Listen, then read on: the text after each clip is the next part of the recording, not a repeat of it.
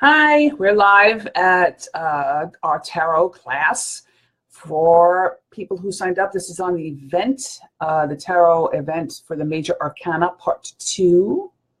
I'm going to see if I can invite anybody who said they were coming, and we'll get people rolling in, hopefully, and having some fun. So this is a continuation of the class I did about a month ago. I gave people time to purchase cards or look at cards and learn more about different things. And what I'm doing is I am dealing with cards. I did 3 different decks. I'm using the Versailles deck, which is one of the oldest decks known. I'm using the Rider-Waite deck, which is from the early 20th century. And I'm using the Crowley-Thoth deck, and we're just looking at all 3 of them, and we're looking at what's inside, the symbolism inside them, and seeing what we find. Now, this is not the only way to read cards. I teach live classes as well, by the way, in New York City. If you're interested in one-on-one tarot classes, I do those by the hour, and I also do readings by the hour in New York City, private readings, and I also do Skype readings and also phone readings or whatever. I've been reading tarot cards since I'm about 13 or so, and I'm much older than that now. Been at them for a long, long time.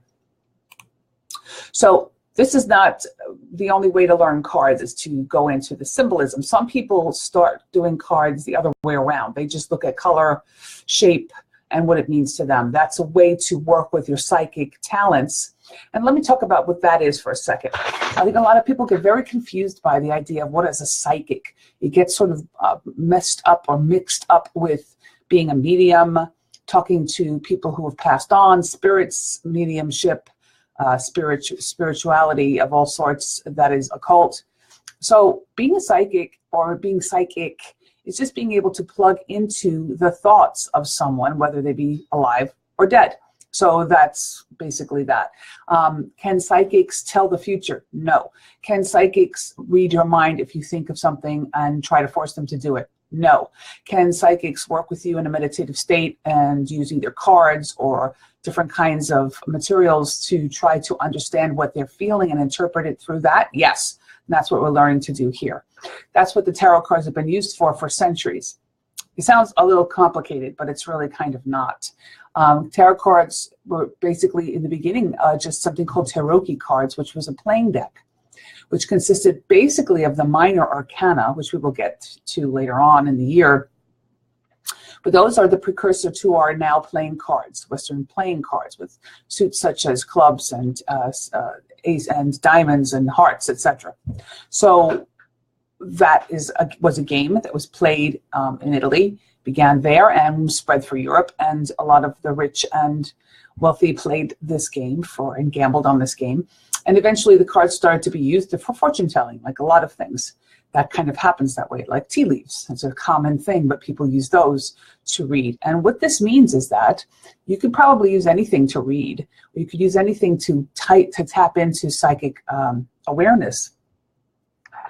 It's going to just depend on how you relate to things. And if you're here, or if you're listening to this either tonight or in the future, when it's going to be posted on the tarot group that I run, and also through the Magic Apothecary group that I run, you can check these out. And I'll also put them on YouTube later on, and you can find them on my channel. If you'd like to subscribe to my channel, the Magic Apothecary on YouTube, that would be great, because I always put up information on everything we do here on Facebook Live events, as well as other podcasts and information that I have up there. And I'm going to keep expanding that much, much more this year as we go along.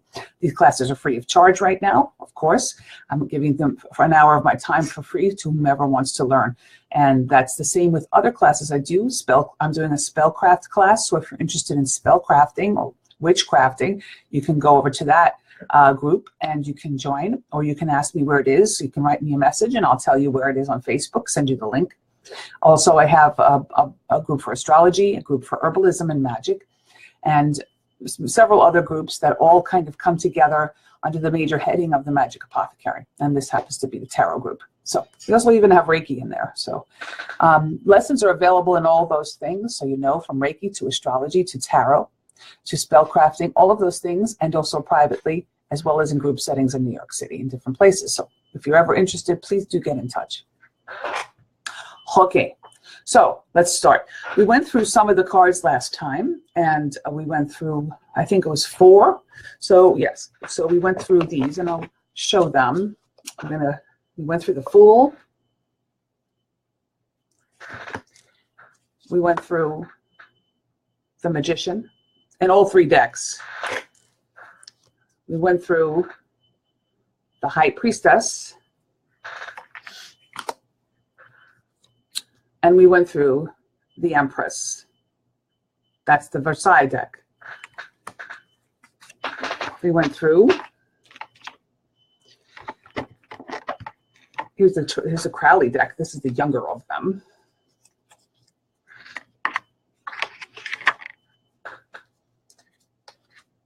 This is the Magus. Now, Crowley has 2 different cards for the Magician, so we see them.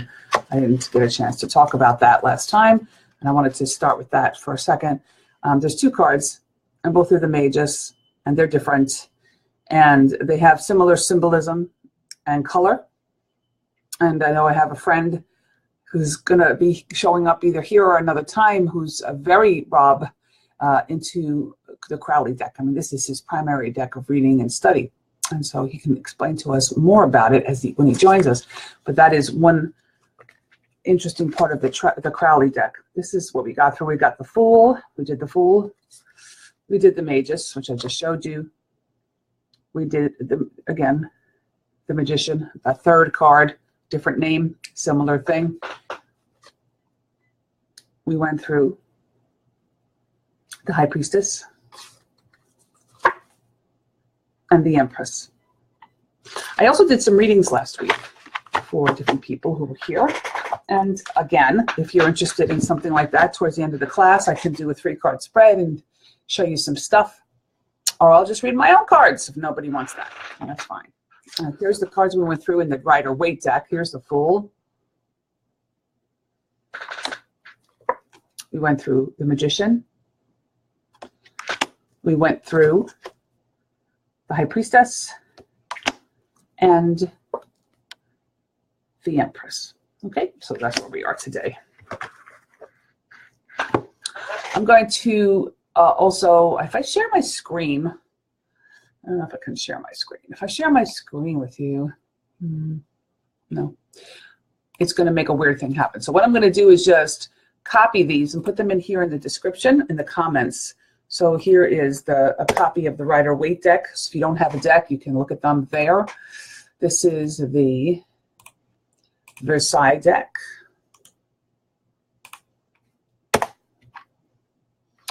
And this is the Thoth. And it's only just the major arcana, nothing else. There we go. All there for you. Anyway, so let's go forward. I have interesting, like an anecdote. I found this gentleman on YouTube, and I won't say any names of anybody I'm going to talk about here. It's very interesting. He reads cards for signs and not people. So what he'll do is, it's not individual. He will actually sit there and go, Leo, here's your tarot reading for the month of September. I was like, what? How do you do that? It's pretty interesting. Again, he was clicking into something. Now, what he's clicking into is not every single, say, Leo or Scorpio on the planet.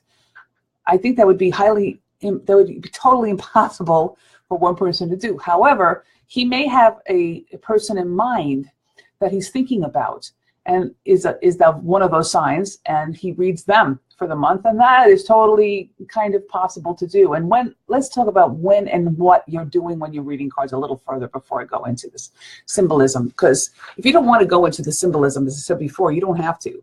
You have to say what it is that works for your connection, your telepathic connection, what helps you to hear and see what a person is experiencing or feeling.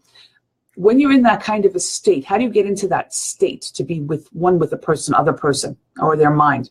Some people believe that tarot readers are no more than fakers, and that we can actually just read body language and pick up from that. Well, there's something to be said about that.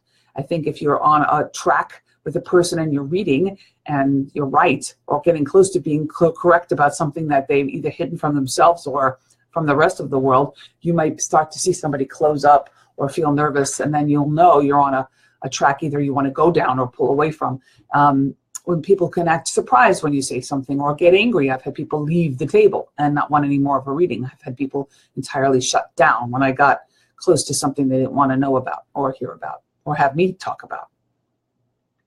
So what is it that happens that is beyond body language and beyond normal emotional reaction? Could I read cards, and can I read cards, and can you read cards without seeing a person? Yes, I do it all the time. I can do it all the time. So can you. You just have to find a way to hook into that person. So some people like to sit quietly with a person. Some people hold hands. Some people have that person with them, or people with them touch each other's hands, or something to do with the cards, touch the cards, or hold a crystal that they then pick up, and then they take the energy and put it into the cards. There's millions of different ways that you can come up with, whatever works for you. That's what I'll say. Whatever works for you to connect to the person across from you. Even if they're on a webcam, that's what you need to do. If indeed you read on webcam, like I do, I like to see the person, and sometimes I like to know their birthday. If I know their birthday, even not the year, I don't even care about that, but at least their birthday, it makes me feel like I have something on them that I know about them, or like their mother's first name, or I don't know, depends on the reading. So at least I have some kind of connection to them. I like to know what they look like. That helps me too. So I can see them, and that helps me a lot. So there's that.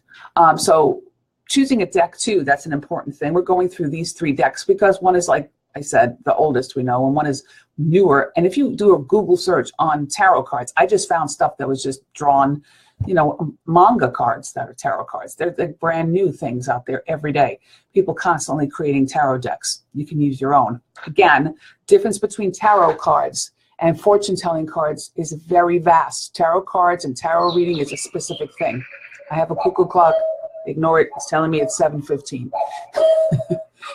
Yeah, it's supposed to be on the hour, but it's not. It's my cuckoo clock, and that's how it is. All right, so as I was saying, you have to look around for a deck that appeals to you, and I'm just showing you some ideas, okay? And by the way, this is not meant to be boring or dry or super informative. Take what you want, take notes, come back and forth, look at a card. I was saying to people last time, it's good if you say, I'm going to take these next cards that we work on today, and I'm going to put them somewhere where I can see them all month and concentrate on them. And if you have any questions, you can write to me about them, and we can go on. All right, so let's start with this. Last time, we got through 2 feminine cards, not female, but female energy, goddess-centered cards. We've gotten through the High Priestess, which is 2, and the Empress, which is 3. And this is 4, the Emperor. Okay, so we started with Fool, who's 0. We went to the Magician, who's 1, singular 1. And then we went to 2, which is the High Priestess, and balance between 2 worlds. And then we went to the Empress, who is pregnant with possibilities, and the goddess of fertility. Now we're talking about this man, this Emperor. Now, all these cards are based on symbology, all right? So we're looking at color, we're looking at shape, we're looking at the name, we're looking at the type of a person it might represent. So the Emperor. So this is a king, right? An emperor, a ruler. Again, we have look closer at this card, and you can see them online. If you want to look at your Versailles deck, you can make that bigger on your screen and see, but I'm holding it for you too. So number 4. And so this is 4 is a balanced number. One of the things you might want to consider if you're really into tarot is, well, several things, but one thing is numerology, and what the meanings, the basic meanings of numbers are in numerology. 4 represents a square, a balance, right? A balance between all 4 pillars. So this is the guy that's got it sewed up. Huh? He's got the kingdom in his hands. He's got his staff in his right hand. Again, the right hand is the side of the body in magical work that represents the masculine force, the creative force, the drive forward. So he's got his power in his hand, and he can use it. His left hand is open to represent the fact that he is accepting feminine energy, the feminine side of his body. He's accepting that in, and he rules both. He is balanced and rules both. He also has the same thing we've seen on almost all the decks, the similar colors. We're using the primary colors of the color wheel, and those things are important in tarot cards too. So if you want to read and understand, and that's a whole nother class, the symbolism of colors, and really study that, that's an interesting study if you want to. But I can tell you briefly that the red, of course, represents somewhat passion and power. You have the green representing fertility and money or wealth. You have the blue representing communication and open-mindedness and the use of the mind. And he's got silver and gold both on his staff, silver being the feminine energy metal, and the gold being the masculine energy metal. He also has an eagle, so it's a bird of prey, as well as power, and that's what's on his shield. That's a pretty basic card. I mean, there's nothing much else than that, right? He's looking off into the distance over at his kingdom. By the way, when you have something like a foot, the feet too, you have the right foot crossed over the left, you have the power foot crossed over the more receptive foot, the creative force driving foot crossed over the other, and it's crossed with blue. He's crossing closing, and he's got red shoes on, which represent power and passion, and the right foot is crossed onto the fertility, the earth itself. So there's that. He owns his earth with his feet as well as his hands. Okay. So he's on his, by the way, he's on his throne too, which is gold and green, of course, wealth and power. So that's, I mean, these are things that a lot of people understand and are part of our general collective unconscious, as Jung called it. These are archetypes.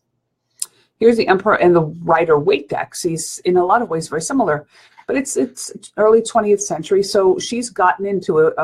The person who drew these is a woman, and she's added some more current mythical thought. So we have an emperor now with, he's a knight as well as a king. He's wearing his silver knight uniform underneath his garments of red and power and blood and passion. And he's on a granite throne. Behind him are mountains, representing, of course, his conquests. And on his throne are 4 rams and or goats' heads. They're rams' heads, and that's Aries, the ram. And if they're goats, which some people say they're goats, and some people think that they're rams, so we'll do both. If it's Aries, it's the ruler. Aries is the god of war. So he can represent Aries. And then the fact that he's in red would also be Aryan. And then if it's a goat, it's Capricornian. And that's why he may have a long white beard. It's ruled by Saturn. And that's the father and the taskmaster and the powerful money man, Saturn. So the Emperor, pretty simple, right? The Emperor. Then let's look forward at the Thoth deck. And of course, this is going to be totally different. So this deck is very, what's the word? Art Deco. If you look at the border of it, you see that it is kind of very much Art Deco. They made it look like the frames are Art Deco to represent the time that they were actually drawn. And again, we have a lot of red. And behind this man, we have a ram's heads. So there's that Aryan, god of war. But on the bottom, you have a sheep. You see on the bottom of the card is a little sheep, and it represents with his flag.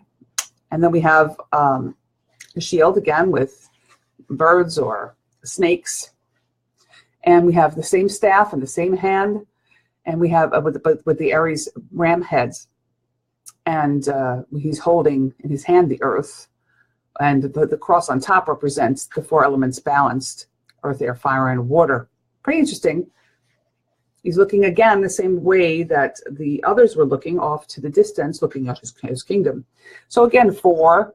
And what does this represent? Like if it comes up in somebody's reading, what does the Emperor represent? Well, different things depending on the reading, depending on the person. But what it basically means is balanced power, masculine power, creative force, war, conquest. If you look at the cards and say, well, what's in them? Then that's what they mean. It's a pretty simple equation once you start to understand what these symbols mean. Now, the cards are very full of symbols, And you can't say every single time, because I have students that get like trapped in this, oh, it means this, so it must mean this at all times. No. If you have a symbol that pops out as you like today, these ram's heads are really occurring to me that they're so, you know, red and full. If I was reading for somebody, I might say, well, what's going on in your life? Are you in a war? Are you unbalanced? Are you fighting? Are you in a creative, forceful place where you're trying to make something happen? I am. Maybe it's my card. So there's that. So that was 4. Let's go on to 5. So 5, in this deck, in the Versailles deck, we call this the Pope. Okay, 5. You see it there? 5. Now, it's interesting because in magic, in the manifestation of magic, you need all 4 elements, earth, air, fire, and water, as well as spirit. And that's where you get the pentagram, or the 5-pointed star that witches and other magicians use. Not the Satanist star, but the difference between the pentagram and the Satanist star is that the top of the star is pointing down and has a goat on it when it's Satanist. And when it's not, it's Wiccan, pagan, and or just magic, plain old magic work. So there's that. Okay, so the Pope, he has people praying to him on their knees. They're supposed to be monks with their bald heads, but they look like donuts over here on this camera, but they're not. They're people. So look at your screen and see. And we have the similar colors again. You have the red of corporal blood, the body, the corporal life, covering gold, covering speech, covering intellect. So he's supposed to be a being that's able to take all of God's words and make them manifest in the physical. And that's what this kind of is representing. He is the physical. He's also wearing the old-fashioned Pope's hat that represents his connection to God and all of the spirit world. The Holy Spirit speaks through him. And the 2 pillars behind him are the same pillars that we saw before in the 2 card, which is the card called the High Priestess. So he's come through her gates and is born amongst men to help preach, teach, and guide them. And that's why you have people down on their knees in front of him asking for ideas and thought. Okay, he looks similar to the emperor, but of course they've made him have a softer face, and he's got a shorter beard than the others. So there he is, the Pope. Okay, he's not called the Pope later on. He's called something else. So we'll get to that. But this is the Pope in the Versailles. Again, 5.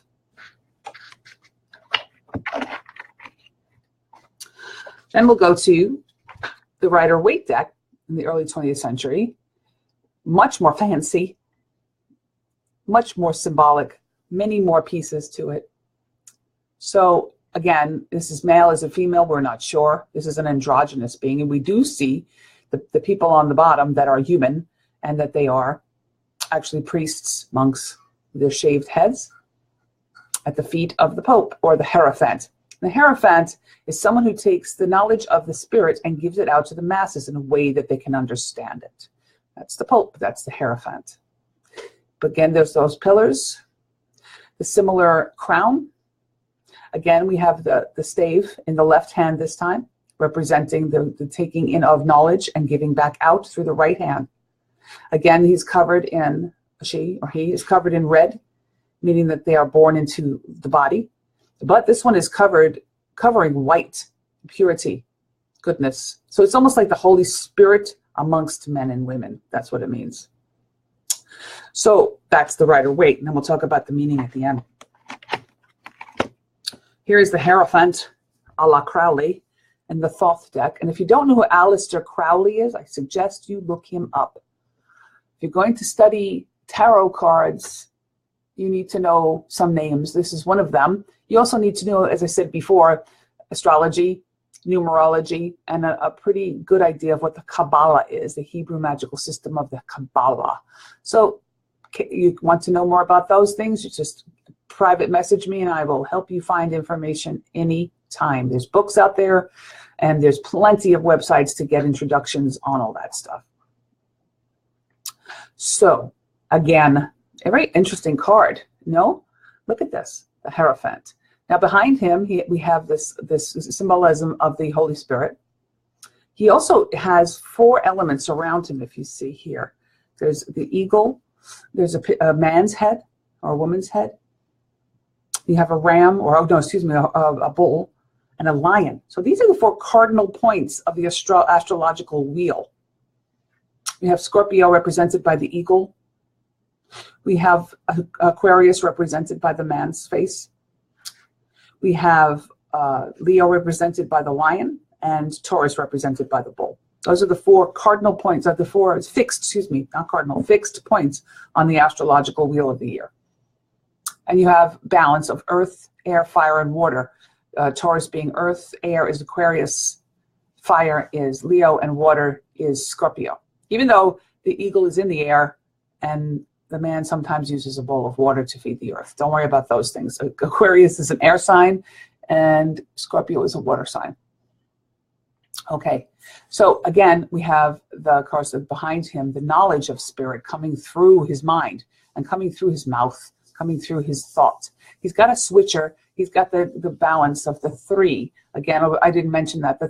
On the staves on the other 2 hierophants. Again, this is the hierophant, not the Pope, but it's the same thing, meaning the same meaning. This gentleman has 3 circles, meaning the triple goddess, or beginning, middle, and end, Alpha and Omega, the Father, the Son, and the Holy Spirit. Take it as you will. All of those things have similar but diverse meanings, but they're all ideas of a triple symbol. Okay, so again, he's got himself in this sort of corporal state where he's become in the body. He wasn't, and now he is. His parts of the other sign, these signs are running around his sides there. You got the bulls on either side. He's become part of this earth, yet he's not earth. At the same time, he's still spirit. And on his chest is emblazoned the 5-pointed star of magical thought and manifestation. So there's that. So what does it mean when you get that? I mean, if you get this up in a reading, you're going to say all those things. Oh, you're a pope and all. No, you say, okay, what is the thing that is the thing that it means? Well, what it means is, if this comes up in a reading and that was the only card, I might say something like, well, are you a person who is spreading the word of the corporate world? Are you a religious person that believes in dogma of your religion? Are you a person who is speaking for and to many, many people? Are you a teacher? This is also a card that kind of represents Sagittarius, which is the person who can interpret very major spiritual truths and give them to people in a very simple way. That's it. So this is what the card represents. Someone or something that can take something that is very lofty and huge and make it very accessible, which is what I hope I'm doing. I'm not sure, but you let me know, right? And by the way, if this gets to be too thick or too troublesome or too difficult to understand, you please let me know and we can discuss how I can make it easier for you or not. If you want it to be harder and I'm being too simple with you, then please let me know. I need to know what you guys want. All right, so we're going to go on to the next. So we're going to do 4 cards tonight, just like we did 4 cards last month. And then I will read some cards and we will be done. All right, so here we go. Whoop. So this is card number 6, the Lovers. This is a pretty simple card. You have a man and a woman, or not. It doesn't. You really can't tell, and there's a reason for that. It's just 2 people in love. They are dressed at the time as the people would be dressed who are male and female, but who knows? And above them is Cupid, the god Cupid, and you have a priest or somebody who's helping them become one. He's joining their hands together, which is how marriage was sort of done at that time. And you have the colors of symbology in the Cupid. He's got red and gold. He's got love and passion. And you have everybody's wearing green, representing the body, representing wealth, representing earth. And you have the gold behind it, the rising sun. You have the female in blood red on her arms, maybe, and you have the male having the same, or vice versa. She wears a crown, so she is related to Cupid and the god in some ways because the symbolism is similar. And the colors are balanced. It's all green, red, blue, and some gold. And that's it. It's the joining of 2 people, 2 forces, 2 opposite things. The Lovers. Here's a Lovers in the Rider-Waite deck. And here's a little more symbolism here. We have a bit of Adam and Eve going on. If you look, he's got a tree behind him which is on fire. And she has a tree behind her which has snakes and apples. So Adam and Eve, and the symbolism of Adam and Eve. And we have the archangel above her, Gabriel. That's supposed to be Gabriel with his fiery wings, coming down with a message from God that they are to join. Now, the interesting part of this card is it goes a little further in that the man is looking at the woman. And yes, we know they're male and female because he has male genitals and she does not. So whatever, that's what the card means. So she's looking up at the archangel, looking forward, and he's looking at her. And that symbolizes that man must come through woman in order to join with God or higher powers. So that's what that means. So it's similar in a way, right? The Lovers, the joining of two beings, two humans, or two things. Here's Crowley's version of the Lovers, which is much more a romantic. It almost looks like a king and queen being married. You know, we have again, he has the four elements represented: earth, air, fire, and water. In the corners, you have the eagle and the lion and the water bearer. And then you have Cupid above, shooting his arrows down through this sort of pink love, representing pink love fountain, or a sort of an altar place. And you have them facing, we don't know which is male and which is female, and it doesn't matter. And we have two cherubs, and the one is darker skinned and one is lighter skinned, just representing perhaps their children to come, perhaps what's already apparent between the two of them, perhaps that they are male and female and have started the entire human race. All up to your interpretation here. Also, again, we start talking about the symbolism and the shape of some of the things on here, and the others that are yoni shaped or diamond shaped or shaped like the entrance to the womb in a human woman. So that is definitely very vulva-esque in its shape. And it talks about, and it symbolizes going in and being born out of this place, which we all have been. It's not erotic, it is symbolic. So what is that? The Lovers. Well, we're talking about the numbers too. We talk about the Lovers numbers. I'll look at it again. And we talk about 6, 2 threes. So it's 2 triangles. And also it's two triangles of the Hebrew star, the Star of David, which has a joining of 2 things, 2 triangles. And in the center of the 2 triangles, you have a place, and that's the place where the relationship is. That star represents other things, but that's one of the things that it represents. Male and female joining. The penis and the vagina becoming one thing, becoming a child, becoming a new being.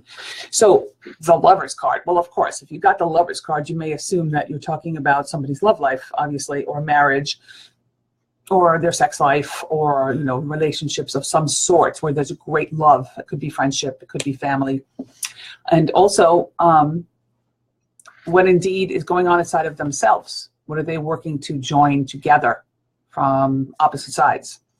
So that's sometimes what it might mean. Again, if you're picking up that card and you see just that the color yellow that's in the card appears to you to be so strong, you need to ask yourself, what does that mean?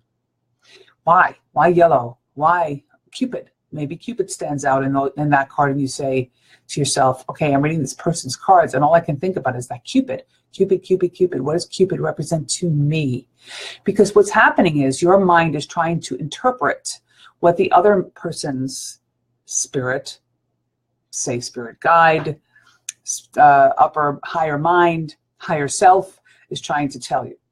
So you have to, through your own filter of symbols, figure out what it means. That's the trick. You don't try to figure out what the symbol means to them. It's what it means to you, the reader. So that's why we're going through these symbols. And in each card, you're going to find tons more than I'm even talking about, because they're all going to mean different things to you personally, because each one of us has our own interpretation of these symbols. So it's what it means to you personally. And eventually, once you start reading cards, and I suggest, even if you only have these bunch of cards that we're just going through now, from 0 to 8. We're going to go through probably 2 more tonight. Then you start reading with those for yourself and for others. And yes, you can read your own cards. Yes, of course you can read your own cards. So a good practice is to lay down the cards you do already know anything about and study those cards and work with those cards for the rest of this month. And then we'll add more and more and more. And so you'll get better and better and better. The only way to really get good at this is to just keep reading. So anybody who, if you're really involved and really want to be involved in tarot reading, you have to get people to sit down and let you read. So that's important. Okay, so we're going to go on to card number 7. And the Versailles, if you want to look on the internet there, I gave you those links. You can look at that. It's 7. Okay, so 7.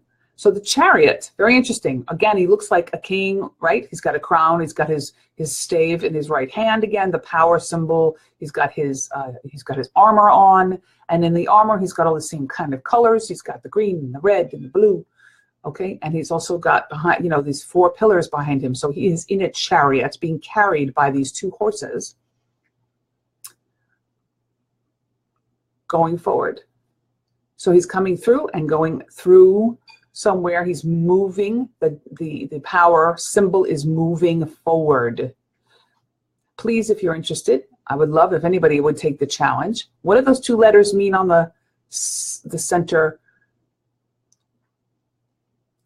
of the chariot? Those 2 letters. If somebody wants to look those up and get back to me with what that means, that'll be a challenge. If you tell me and you're correct, I'll read your cards next time. How's that? All right. So again, he's coming through. The king is moving, right? The divinity, or the great one, or the emperor, or the symbol of our country is moving through the chariot. Number 7. Number 7 on Rider-Waite. Same thing, but different colors. This is a little more advanced as far as symbols. On his belt, he has the symbols of the astrology, as well as on the front, on his skirt. It's hard to see on here, but you can look if you want to. If you have your card, take a look and check and see what you see there. That's pretty interesting. That's there. He's also wearing an armor, but on his shoulders he has the moon, the crescent moons, and on his head he not only has doesn't matter at this point. But see, sometimes the cards are androgynous and sometimes they're not. In this case, it's androgynous, right? There's nothing shown that shows us one sex or another, so we don't know. So if I say he, it just means just all people, or they. So crescent moons. On his head we have the sun, or the 8-pointed star. The 8-pointed star represents many different things, but it also represents the 8 points of the year, and nature here on Earth. Then we have a canopy of stars, and we have the 2 symbolisms here on the bottom, the Sphinx, but dark and light, on and off, good and evil, back and forth, in and out. And he's got his eagle in the front, and a wheel. This represents power. And there he is again, once again. But this is a little different. It's almost like the Hierophant as opposed to the Emperor. The other card, the Versailles, looks more like the Emperor and the King going through town. This is more of a sacred magician going through town or going through somewhere. This is something being carried by the forces of nature, something that's being moved forward by nature itself. So there's that one. And let's look at the Chariot of Crowley's and the Thoth, T-H-O-T-H, Thoth deck. Entirely different, entirely different. That's why I like to use these. These are so different in color and shape. He's got his big red wheels behind him again. It's almost like, he looks almost to me like what we think like a robot would look like, or an android would look like. He's entirely made of gold. Holds the wheel in his hand now, instead of it being on the symbol on the behind him or on the front of his chariot. He holds it in his hand. This is almost like, the symbol of all being, the eye of God. He holds in his hand, and we have below him horses, dogs, and the Sphinx again, pulling him forward, and a crab over his head. If you look, he's got a crab because 7 represents Cancer. The sign of Cancer is the 7th sign of the zodiac. So they have put in the symbology of the Cancer, the crab. Okay, so that kind of makes sense because the crab kind of walks around with its house on its back. So that's the Chariot. It goes in, it's in a chariot. And people who are Cancers, some tend to like to have safety and security and be traveling around with stuff that they understand and know, and don't like to be exposed too much. So that could be part of what Crowley was getting at with that symbol. I don't know. If somebody else knows better, please tell me. I want to learn too. So the Chariot, when you get those cards up, one of those cards or any Chariot card, well, it means movement, obviously. Well, what's moving? Well, what's moving is the person you're reading. They're moving, or their thought is moving, or their ideas are moving, or something is moving forward. And it's balanced. This Chariot is safe. This person is in safety within themselves, trying to move something forward. So if somebody is a new, maybe business, say, for example, it could mean, represent their business. It could represent somebody who's buying a new home. It could represent somebody who's got a new car. It could represent somebody who's in a new relationship. It all depends on your reading. And once again, it's going to depend on, we'll talk about layouts. That's another thing. And I might go into simple layouts next month, excuse me. Maybe we'll just do a 3-card spread to start, so you guys can start to just study basically how one card affects another in a reading. And that's important to think. When we're doing this now, it's kind of important that you just work and study on one card at a time. But when you start blending cards, just like when you're blending colors, you're going to get an entirely different thing. So let that be. But if this is just this card being read, then it means something like movement, something being brought forward, something moving. Okay, in the Chariot. What is the Chariot? Again, you have to look at the symbolism and say, what does it mean to me? Not just what does it mean to the guy I'm reading, but what does it mean to me? When I see the astrological belt, say, in the Rider-Waite around the Chariot's, his clothing, what does that mean to me? Well, to me, that's something, because I study astrology, that's something that means that he is the universe, or he is the earth itself, and all the planets go around, or all the astrological signs go around the earth once a year. So that's what it means to me, but it might mean something different to you. And the more you study these parts of the cards, the more you study astrology, as I said, the Kabbalah, numerology, all of these symbolisms, the symbolism of color, also the symbolism of, of Jungian ideas of what are the archetypes. Once you start to study these things, you see more things in the cards. But in the beginning, start with what you know and understand. You don't have to know every single symbol in the cards. They come to you over time. And if you're a serious student, they will all come to you eventually over time. And they still always, and even with me, and I've been reading for so many years, it's always different. It depends on the person in front of me. Okay, one more, and then we'll be done with these cards, because now we're up to 8. So I'm going to go into this one, which is Justice. That's about balance. This is also Libra. This represents Libra, the astrological sign Libra, and it's about balance, the scales, weighing things out. So this is like Fortuna, this is a goddess, could be a god of balance. It could be Thoth, who also is a balancer type of a god, balancing truth and lies, balancing good and evil, balance the thought, looking at both sides of every equation. So we have, again, the symbology of, they have a sword, which represents the mind, using the mind to discern what is happening, just as a judge would do.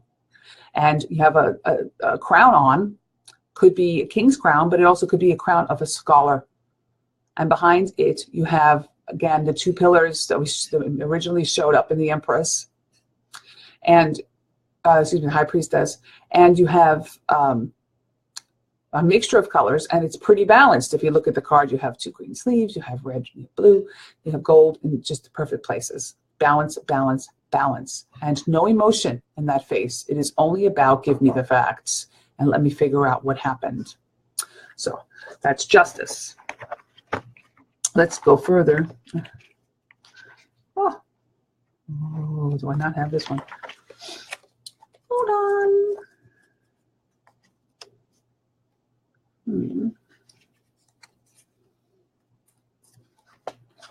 It's not here.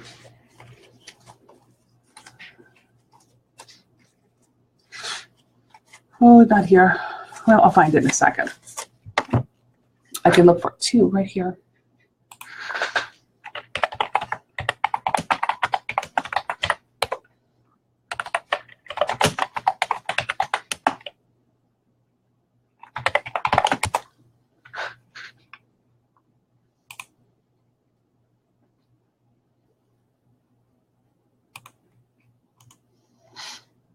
Okay, let's see if this works.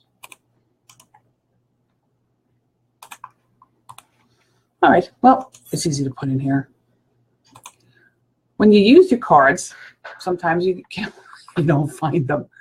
So anyway, Justice card is right here. I'm going to put it up for you guys so you can see it nice and clear. It says Libra right next to it, which is very interesting. Not a big deal. I have it somewhere. It's just not available, and I don't want to waste your time with me looking for cards. So again, very similar. In the sword in right hand, you have the scales in the left, balance, taking in information. Again, the red cloak of corporal body, the body. By the way, on a lot of these cards in the Rider-Waite deck, you see a little foot sticking out that's very white or light colored. Again, over and over again, this represents the Fool card, the spirits come into the body. Again, he's between, or she's between two pillars. You have three pointed crown here, beginning, middle, and end. The triplicate goddess, or the Father, Son, and Holy Spirit. All three things balanced. All things balanced, like a stool with three legs. You have also a square there with an open blue. So it's an open mind like the sky, representing the take in all things. And it's balanced intake. It's not judging in any way, shape, or form. So again, taking in information, using the mind. It's got itself cloaked, this being, from anything behind it. No influence will speak in its ear or tell it anything other than what's in front of it, and that's all it will see. That's what a judge is supposed to do. So let's talk about the symbology of that. Well, I look for, because I think I put my cards just out of order. What does that mean if you get that up in a reading? Well, it can mean a lot of different things depending on your reading.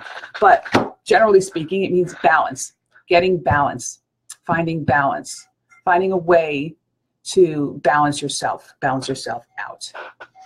Okay, so what has happened, and that's why my cards, what has happened is that I moved past my one card and went to another by accident. So I did that last time, and that, again, when that happens, I'm like, okay, if that's what you want, you cards, I'm going to give it to you. And that's all there is to it. I'm not going to fight. So I figure they wanted you to know that card. That's a 9, by the way, and that is a card that's not, it's not 7. It's 11, right? 11. I skipped all the way to Justice. Anyway, so we should have gone through up to 8. I apologize. 6, 7, 8 strength. All right. Well, let's just head towards this one.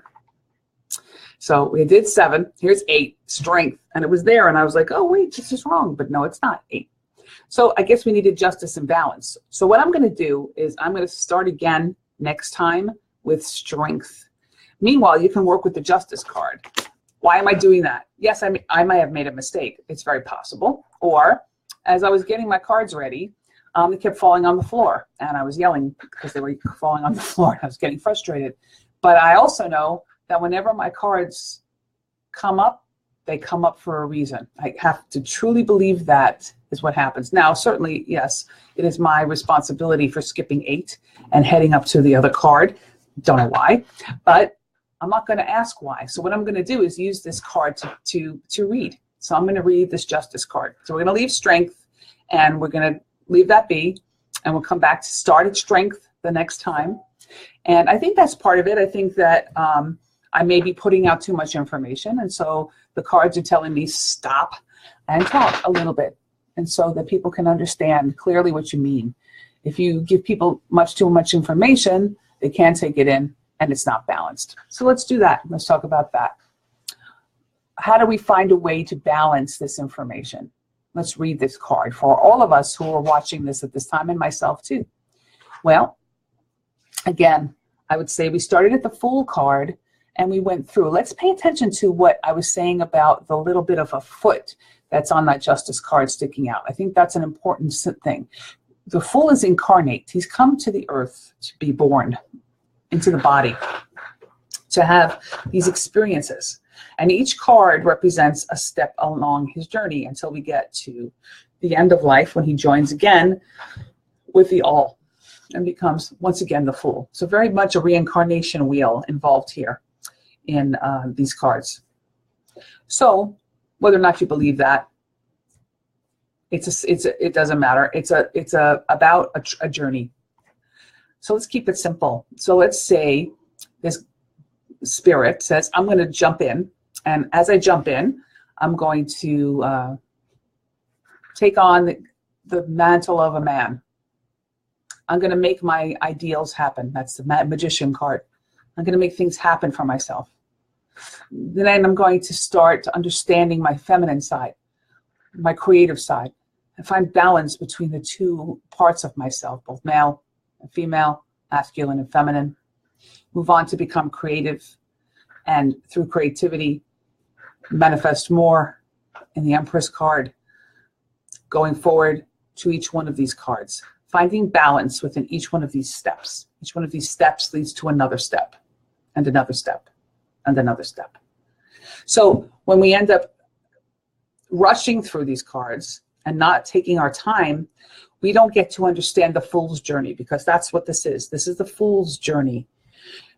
That's one way to use the tarot, is to use it as a meditative tool to understand life itself and to understand the meaning of life. Now, most people who want to read the tarot don't want to do that. They want to start out going, hey, I want to tell my friends what's going on in their life, or I want to be a gypsy fortune teller, or I want to talk to the dead, or I want to be psychic.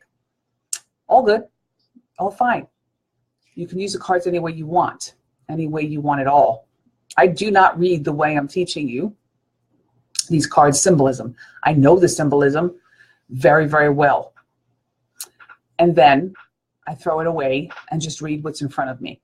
That's how I do it. Now, other people might just say, I don't want to deal with the symbolism. I just want to see what's in front of me. That is totally fine. But the tarot as is set up as more. It's a magical system as well as a system of enlightenment. It can be a spiritual path for your whole life. It can be many things. Or you can use it to just read cards.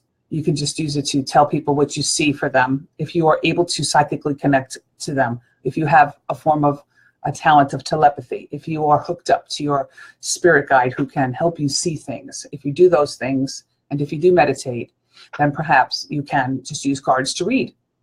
Some people do. I've known people who are very on point and they have no idea about the symbolism of these cards. Other people need to know the symbolism in order for it to happen. I say do both. I say use this Justice card that came up out of nowhere and say this is the final part of our class tonight, and say this is the reading for everybody, myself included. Let's say go back and say what is the journey of the Fool so far between 0 and 7, because that's as far as we got, the 7. Okay, and say what is that? What does that mean to me? What does that mean to me?